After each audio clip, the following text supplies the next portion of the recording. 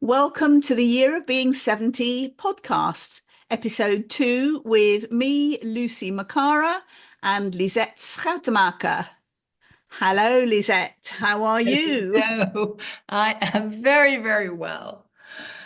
Also, Good. because I had a lovely party over the weekend. Well, so did I. I have to say, it was my birthday party, my 70th birthday party. And honestly, my mum forced me into having a birthday party. She said I absolutely had to celebrate. And I'm honestly not a very party person, really. I find lots of people overwhelming being an introvert. And I've literally been dreading it for weeks and being anxious about it. And then it just started and it all fell into place and it was absolutely lovely. And most of my family were there, you were there, my best friends were there, most of them, and the friends I have at work. And it was just very nice. I hope you enjoyed it too. I enjoyed it very much. And it started already with seeing your mother. Let's just talk about your mother. Not all of Yeah. us who are 70 still have a mother. No, I am very lucky. I really recognize that. And a mother who is there and present mentally as Yeah. well. Yeah, I went to visit and she had she had found this book and she was saying that, she had been relocated after her fall and she didn't know where everything was, but she'd found this kind of leather book and had pictures of her and my mother. And she showed me a picture of when my parents were just recently engaged it must have been, well, they married in 52, so I think in 51, that I'd never seen that picture. Oh, really? No. Pictures of, her signing the marriage degree of my parents. And I was thinking, they must, she must have come over on the ferry because the tunnel, Yeah. of course, wasn't there. I came by train to London, which I love. And Oh, did you this time? Oh, right. I always come by train now. I Oh, think flights between Amsterdam and London ought to be forbidden. yes. No, I agree. I I'm agree. confident they will be soon. Yeah, yeah, very likely. But yes, I know those photos of our mothers when they were young. They were both so beautiful and so full of life. And it's just it's quite there's a sort of cognitive dissonance kind of looking at them. And your mother has gone, and my mum is very old and frail and in a wheelchair. And it's kind of hard to hold those two things in mind at once. And no doubt our children will, well, my children, sorry, your descendants, your nieces and nephews will look at us that way too and think, goodness, once they were young. And Well, even I look at that when I look well, at the yes. picture, of the two of us here in Amsterdam at the Rock Inn, me with long hair, you with the short hair. How much have we changed? We haven't, but I can hardly relate to that girl. That we were when No.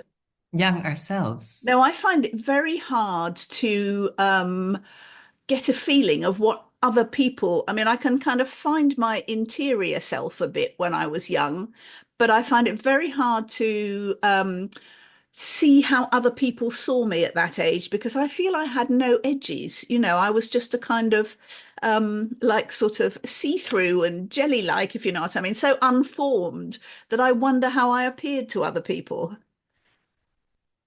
Well, there was some of that at your birthday party where people kept saying you were so glamorous, and you kind of said, "Me glamorous? What?" But but I Oh, no. experienced you as that just to reflect that back to you because of course you were this London person, you in a city and you knew your way around. And I was from, a little suburb somewhere. I really had no idea of city life. And to me, you were glamorous, and your brother said so too. So that's a reflection that may not match the inner world at all. No, it's funny, isn't it? It is odd.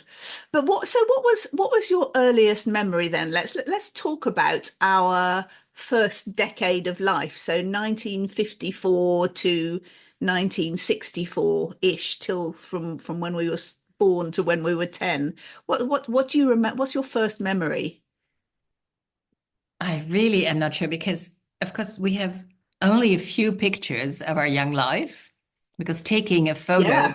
real thing, and then it had to be developed, and the light had to have been good, and the everything. So some what I might think are memories, but I think my first true memory is on Sunday morning.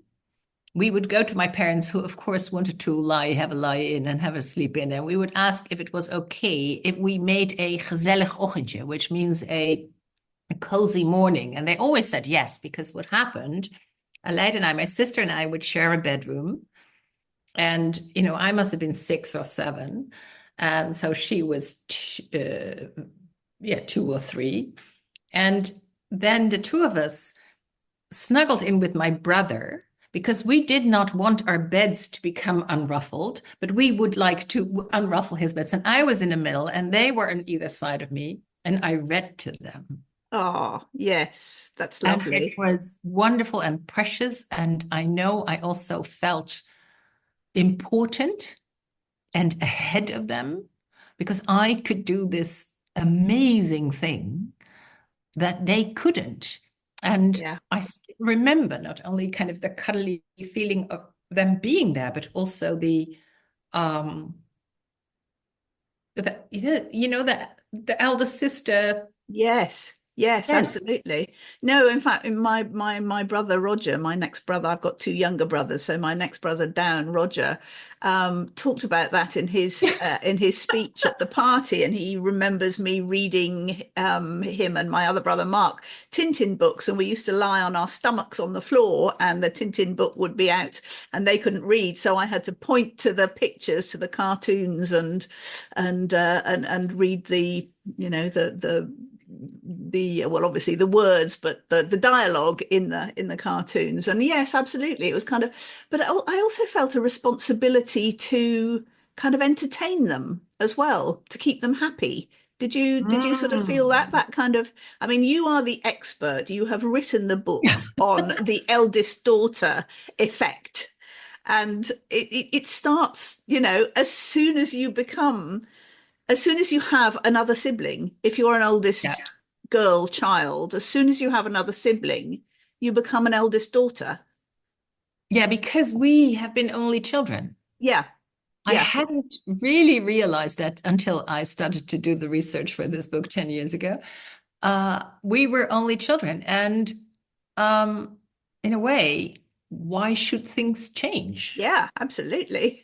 In a happy family, not all families are happy families, not all children are wanted and cherished, but I was, and I think you were too. And so we're kind of, the center of the universe, and everything revolves around us, Absolutely. and grandparents admire us, and, keep it coming, keep it coming. And then one day, this new sibling arrives and takes the place on our mother's lap that was ours. Yeah. And so, of course, it translates kind of as jealousy, but it's like an existential fear. And Yes, one yes, that's true. I mean, I do remember, I existential fear. remember clearly back to my brother Roger being born. So I was two and a bit, 2 and a couple of months. Really And remember that. I really remember it. I remember that I was sent to stay with one of our nannies. Yeah, I mean, it must have been my nanny Margaret, who I went to stay with her on her family's farm, and I didn't really understand why I was there. You were sent I was away. sent away, and I'm sure it was very nice, and they were all, the family were lovely to me. But then I remember my next memory is sort of sitting on the stairs outside my mother's bedroom, my parents' bedroom, and she was in there with somebody, something that I don't know that I probably had seen my brother then, but it's sort of like what was going on. I was shut out of this room, and she was in there with somebody else, an intruder. And Absolutely an intruder. Yeah. yeah, and so yes, I had not a love-hate relationship. That's far too strong. But as my other brother Mark said said at my party, he said that he when he came along, I didn't feel any kind of competition with him because he was the youngest, he was very cute, so I kind of was very nice to him. I don't think I was very nice most of the time, no, some of the time to Roger. I mean, we definitely fought, and I definitely felt that. And you must have, because you had a brother next as well. Your next sibling is a brother. Do My you next, remember him coming along or? no, I don't think I truly remember that. But I can see the pattern. And what happened to me was I was with my parents in a small flat because this was, of course, we were born, you know, a mere 9 years after the end of the war. Yeah, Eight even. The war in Indonesia ended a bit later, I think. And times were still scarce. So when I was conceived, actually, my parents lived in Amsterdam. They lived in one room. And my mother used to say there was a staircase up to a door that went nowhere. But fortunately, they had that so they could keep some of the things not in the room, but on that staircase. That's how tight yeah, things were. And then my father got a job in Utrecht and they moved to Utrecht and we were in a small apartment, a small flat, very horizontal. And then my brother was born, and 2 months later, we moved to a house, a two-story house. And, false or not, but I can still feel inside me the kind of panic of, you know, in the evening. So I was on the what you say, the second floor. We say the first floor. So I was in the bedroom, floor, and my mother would be downstairs with the baby, and I kind of had no access to that, and I felt yeah, like you were sent away. I felt, banished and totally. Who am I to be now? And so, out of that, our theory has come all these amazing qualities of, you know, yeah, you felt responsible. And we then try to help kind of earn our way into the family. Can we still keep the place? Can I still be here now that you have a new baby? And a professor of psychology, development psychology, said to us, babies are, they look at the world, new flowers come, so the old flowers go into the waste bin, and a new sofa is being brought in, and the men take the old sofa out, and now a new baby is brought into the house. What yeah. happens to What our happens to baby? us? What Yes, happens to us? So the fight is very much between the first two siblings. And my mother was 83 when she read our book, the Eldest Daughter Effect. And she said, I finally understand this strife between you and your brother. And I said, well, I finally understand it too. yeah, yeah. And when I read your book, I finally understood a lot about myself. I really did. It was really revelatory reading your book and actually finding out that I'm not just a bit odd. I mean, I always think I'm quite strange. And we talked last time about sort of not feeling we entirely fitted into our families, but I kind of feel that I often don't quite fit, and that people must think I'm odd. But I felt reading your book about eldest daughters, actually I'm not the only one. There's a lot of me is tied up in that position in the family. And it's something, there's the sort of feeling of responsibility. There's the feeling of kind of having to keep proving yourself. Yeah. I was once just the best because I was there, and now I Yeah. have to keep showing everybody that I'm still the best. Yeah. That And we're still ahead. yeah, yeah, Like we can exactly. still read and the others can't, Yes, that yes. even though that's 2 years. And there really is that feeling of being responsible for other people's feelings. And I think that was one of the reasons that I was worrying about my birthday party, because I was worried that other people wouldn't enjoy it. I was worried it would be, I would be asking them along to come along to sort of celebrate me and as a Show up for favor. you. And they would actually be very bored, and it kind of wouldn't work, and I would feel that I'd failed them in some way. And I think that's all again sort of part of being an eldest daughter, that you feel responsible for everybody's happiness. It's really those patterns that run very, very deep. And, a reason for writing this book, my co-author, Wies, once had such a she said something so wonderful about when we were both freelancing and we were both, working a lot all the time, like I think you are. And she said, it's always a question, do I have the work or does the work have me? Yeah, And the art is to have the work. And I think with the eldest daughter effect, it's also, can we have those qualities? Because we do come out of our youth as, capable women who can take care of others and who are sensitive to other people's feelings. And we're slightly on the serious side, we're not yeah. like, Yeah, not that's like the the other thing I youngest always who think. I smile. think, yes, I think I'm really, I see myself as boring, basically. Oh, Lucy, I know people always say that, but I I'm still gonna don't change all actually that in believe. this year. I think I'm not very funny. I mean, I think I've got a reasonable sense of humor, but Yeah. I'm not a life and soul of the party type. I love having conversations one to one like this, but when there are lots of people around, I can't. Find it very difficult to kind of find a place in a big conversation. And I don't know whether that's anything to do with being an eldest daughter actually, or just being a bit of an introvert It's and so maybe interesting. We'll talk about that too. I feel also I'm an introvert, but I have learned how to be an extrovert. yes, I've taught myself that's very how to good. be more outgoing. Yes, I think I have to some extent, but there are some times when I just feel I cannot do this. I'm very unskilled at being in among lots of people. But anyway, we can talk about that another time. I just want to say your party, but you know this, your party was wonderful from the get-go. It was people were already interconnected because you are an amazing connector of people and starter of groups in which people meet and inspire one another and are inspired by you, my friend. Oh, well, that's very On kind of you. you. Yeah, yeah, that's what you say. That's very kind of you. And you kind of Teflon it away, right? It bounces right back. So it's really hard to take in, that we are valuable because of ourselves, not because we can already read and the others can't. And we must, Oh, yes, have that's yeah.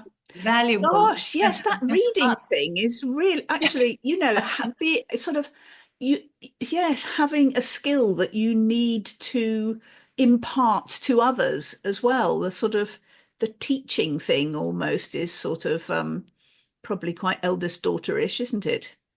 I think so.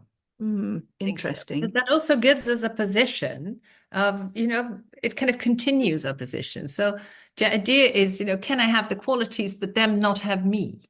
And that's the whole idea of the book and of the retreats that we're going to do. We're going to do another eldest daughter retreat in March Yes, up in Fintorn in Scotland again. that sounds absolutely wonderful. So insightful. And it's also so I mean, there's a lot of tears, but there's also a lot of laughter Yeah. because you see the others. We come into the room and people immediately start rearranging the room because that's what we do. We make sure that everybody's comfortable and you kind of see the others do what you do all the time. And it is just Oh, that's hilarious. fantastic. Yes. So Yeah. there's a loosening up of those, patterns. Yeah.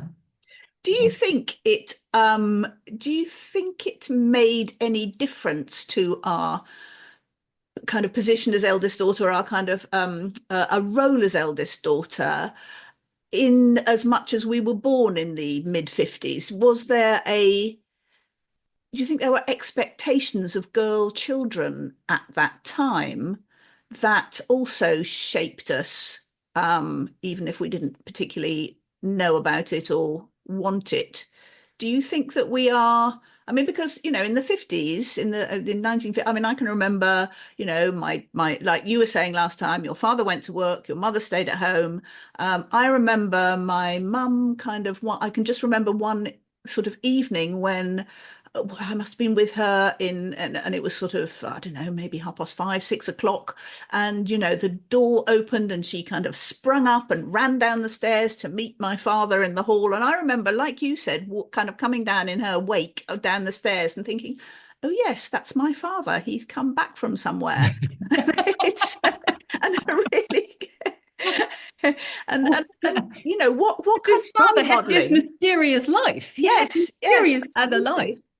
absolutely. And my mother did sort of work later, but at the time, when we were young, both of our mothers were at home, and that was the role model. And yet I mean, not that we have followed that role model, either of us, but I wonder how much we felt um, that we were pushing against it in any way. I mean, I don't know when I mean, the 60s kind of started perhaps in, I don't know, maybe 1962.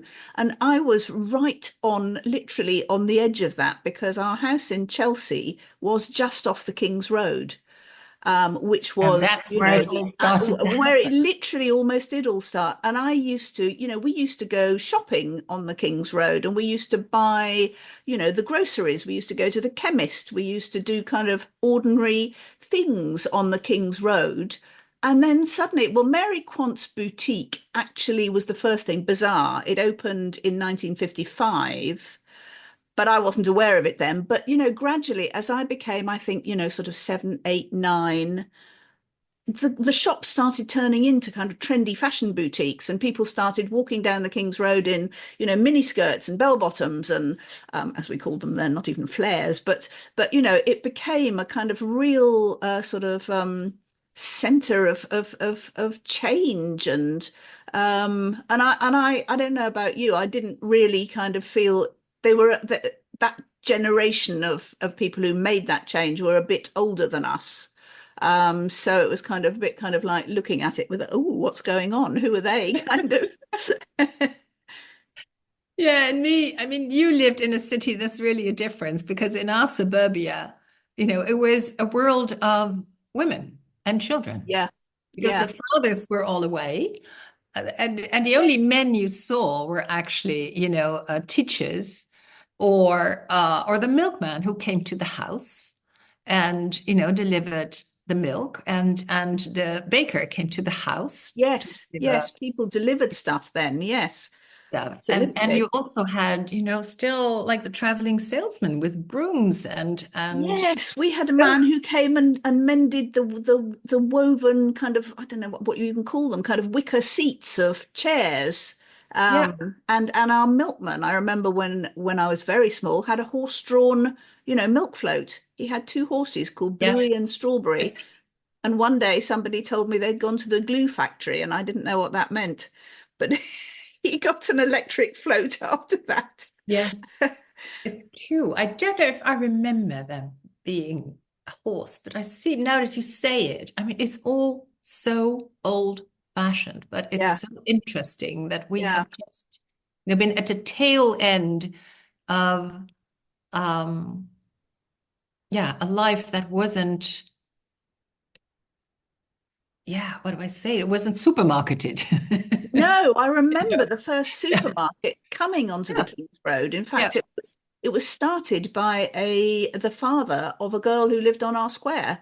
And I think it was called Gardeners then. That was her. Anyway, it was the first supermarket sort of almost in England, I should think. And that, gosh, I think that was when I was about 6, maybe, or something like that. But that was a very odd thing, a great big shop with lots of, sort of different kinds of food in it. yeah. Food was disgusting when I was young. I mean, I really remember being, not enjoying eating at all because we were not long out of rations. Were you, did your, Yeah, we had rations too, yeah, but I don't really remember that anymore. no. I'm sure that was so. Yeah. Yeah, but I also remember I guess when I was 2 and 3, I remember houses, in London, houses have sort of metal sort of paling fences in front of them, and they'd all been cut off. There were no fences. There were just these round black spots in the kind of wall outside houses, because they'd all been taken away for metal to make arms. And I remember veterans, ex-service men, really quite a lot of them very bedraggled and begging on the streets.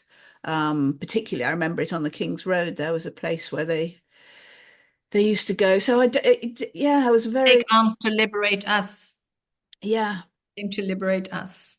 And I yes, saw none of that. I have no memory of that. I only lived in the city and a bit outside until I was 2, and then in this kind of newly developed kind of suburb, and there was none of that. There was a feeling of optimism, and my parents were certainly kind of after the war people who were going to rebuild society Yeah. and have their children be happy because they would give them everything, and the whole society would be lifted out of poverty. There was a real impetus for education, so Yeah. people would not fall into, the trap of dreams conjured up by Hitler and Yes, fear of absolutely. other. And yeah, I do remember also my parents kind of modeling themselves after the Kennedys. Oh gosh, My yes, father looked a absolutely. little bit Yeah. like John Kennedy, and my mother looked a little bit like Yes, Jack, she did, and they didn't she? modeled Yes, with that themselves dark hair. after that. Yeah. And she got a kind of an extra hairpiece, so she could have like Oh, this really? bouffant Yes, hair, and it yes. looked elegant. And I remember their kind of veneration for everything American. That's really interesting because I don't think in our household that I certainly don't think my father venerated Americans particularly. He was very British, but my mother certainly kind of, I remember, her kind of dressing in that sort of late 50s, early 60s kind of Jacqueline Yeah. Kennedy sort of way. And she was really quite cool and there are some lovely photos of her, dark glasses and looking very, very trendy. And she had a red Mini Minor, so she was, she became. Wow. Yes, I know she was very with it, as we said in those days. But I remember certain events like I think it was the Bay of Pigs where there was potential nuclear war, and I remember sitting in a cloakroom at school with a teacher and talking about whether the world would end. I think I was probably about 7 or 8 then. And I remember my Yeah, mum yeah. Yeah, we were about crying at 62, breakfast. 63. Yeah. Yes, my parents used to sort of eat separately from us. They used to have breakfast in the dining room and read the papers. And my father always had the Times, and my mum had the Daily Express, I think. But I remember coming in one day to say goodbye as I was going to school, and my mum was in tears, and she said President Kennedy's been shot. And that was, yeah, that was, Well, I think it was a marking moment of our yeah, time. And it yeah, was so shocking. yes, it was extraordinary. Yeah, it was. Yes. It was. By then I guess you're absolutely right. There was, things were changing in general apart from that, horrendous event. But there Things, was also a lot of tension in the world then. yeah, I have also this memory of go of my parents looking in a cupboard to see if they had enough supplies. oh So wow. when, nuclear war would break Yeah, out, whether so they had tins of beans and gosh. and I know people now have, also have supply. Yes, We yes, have it's kind of supplies come then, and back they were kind again. of, I remember their conversation, and I didn't really understand what was going on. I don't think we had television yet, so what would I know of the news? Not much.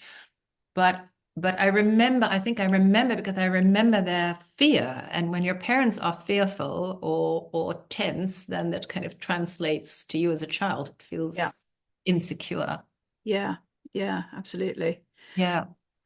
Yes, but there was certainly, I mean, you said it before, there was certainly this sort of feeling of optimism and things were getting better, and there was definitely more money around. I think, people didn't look so bedraggled and worn. People started, I mean, we were talking about this before, we didn't have anything like the amount of clothes that children have nowadays. I mean, I think hardly. I had two skirts and a pair of pants. And I remember, thinking about the week and thinking, okay, oh, well, that's that shirt. And I mean, the kind of things we wore kind of, we were mini adults. Yeah. We were wearing twin sets. Yes. And then I had Yes. this loose white collar, so I could wear this more often and have Oh, just a loose right. and only change the color and a separate, what do you call it? Sort of polo neck. Yeah, a Kind of. separate polo neck. Yeah. No. Yes. And I remember those clothes really, really well. Yeah, my It mum was used to, she was quite a good seamstress and she used to make, well, she made all the curtains in the house, but she also made my clothes. And she used to get these patterns, mother and daughter patterns. So I remember that she had a sort of brown and yellow tweedy skirt that she wore with a kind of yellowy twin set. And she made me a pinafore dress in the same material, brown and yellow tweedy pinafore wow. dress. And I had a little yellow polo neck to go Wow. under it. Yeah. But yes, But we were wearing the same things all the time. I had a yeah, grandmother who'd sew me things. One knitted sweaters out of old sweaters, yeah, torn, and then, and I helped her sometimes doing that, just, unraveling the old sweater, and then I'd get a new one.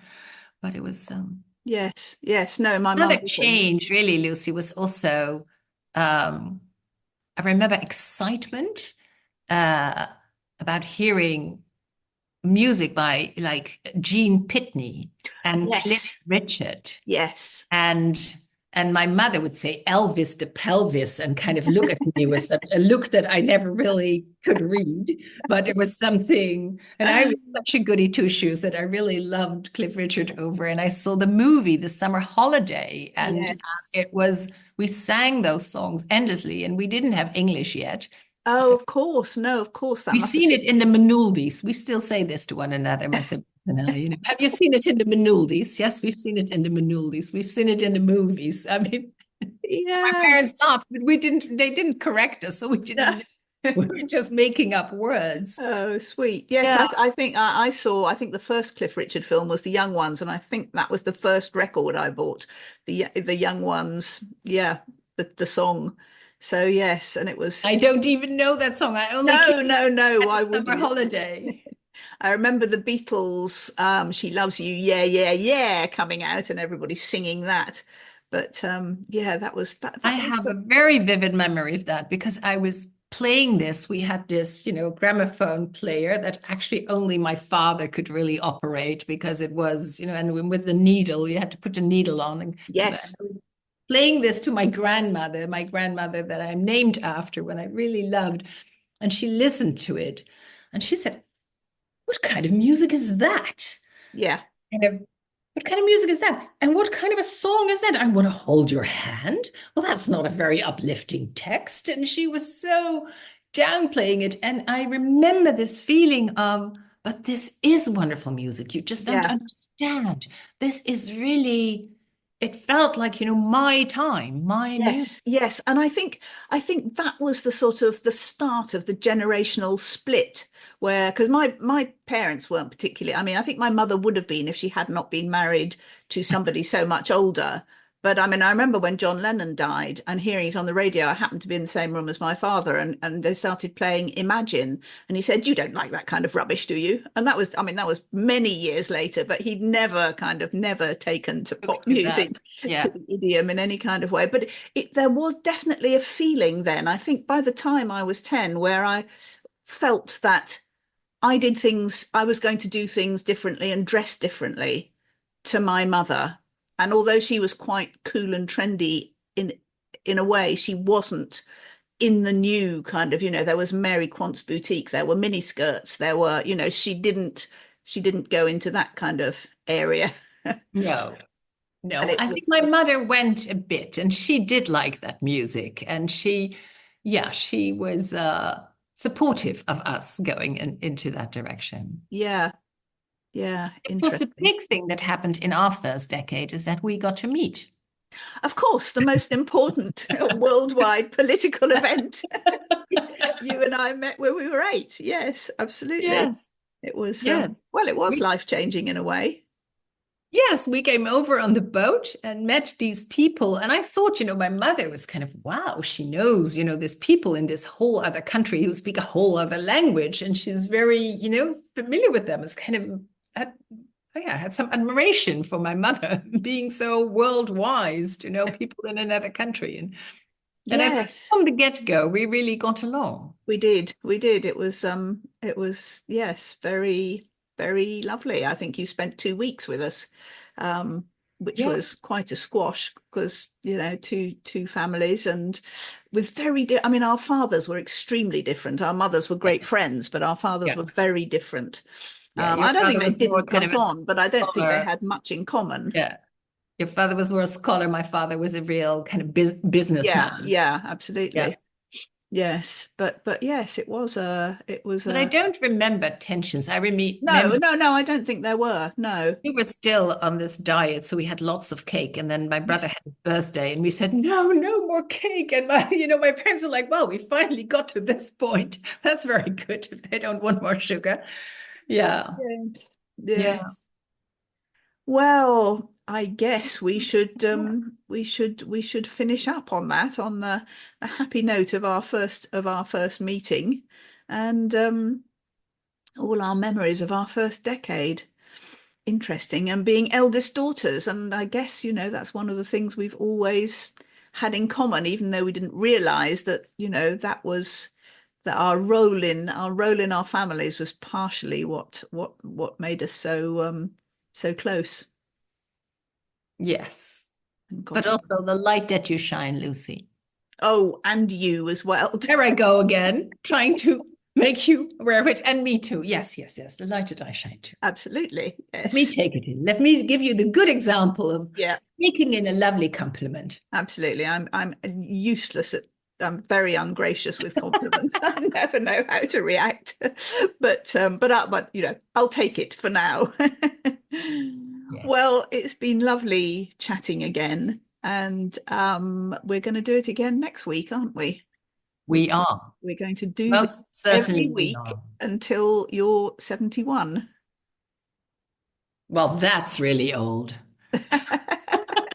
It's sort of, yeah, well, no, let's not go there. But actually, what I'd like to say for anybody in their 70th year or thereabouts, who is listening, or their 71st year, as it actually technically is, if you've got, please do kind of get in touch with us on LinkedIn. We're both on LinkedIn. Or if you're watching this on YouTube, leave us a message. Tell us what you thought and tell us what you'd like us to talk about and ideas that you have, and things we can discuss, because it would be lovely to kind of make contact with we're not necessarily women, but anybody who's, around our kind of age and thinking the sorts of thoughts that we're thinking and experiencing at the Or moment. completely different thoughts. Or With completely a different, different yes, fancies, things it that might have been, your life might have been different from totally ours. different. Yeah. Yes, yes, it would be Yeah. lovely. It would be lovely to hear. So Yes.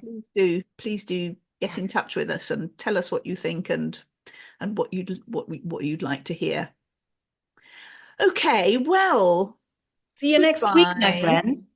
Yes, next week, and hopefully we'll have lots of interesting thoughts from other people too. Yes. So see you next week, and we'll talk then. Bye. Bye.